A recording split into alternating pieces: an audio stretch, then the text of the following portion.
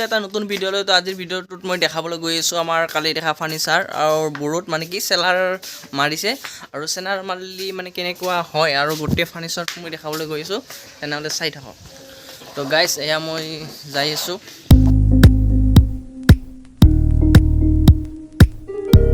Guys দেখিবলৈ পাইছে এই আমি সোফাত চেলাৰ মাৰিছোঁ। তো চেলাৰ মাৰা হৈছে। এইটো 3জনীয়া সোফা। এইখন কালি দেখা টি টেবুলখন কেনেকৈ বনালোঁ আপোনাৰ মোৰ ভিডিঅ' আপলোড কৰিছোঁ, যাই কিনে চাই ল'ব পাৰে আৰু লিংকটো মই লাগে ডিছক্ৰিপশ্যনত দি দিম।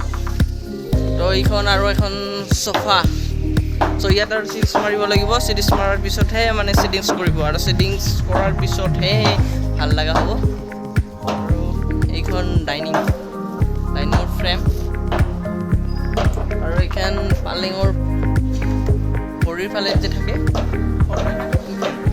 আৰু এইখন সোফা।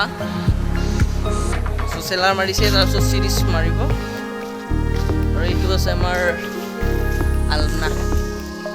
আলনাৰ ভিতৰত এনেকৈ চেল্ফ আছে।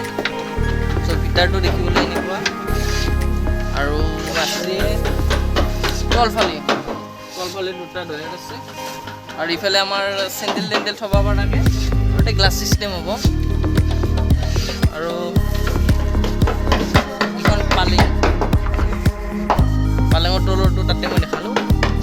আৰু এই আমাৰ ডাইনিঙৰ ডিজাইন কাটি আছে। চ' ডাইনিঙৰ টপটো বনাই ফ্ৰেমটো হৈ গৈছে তাতে। আৰু ইফালে আছে আমাৰ ডাইনিং চেয়াৰ।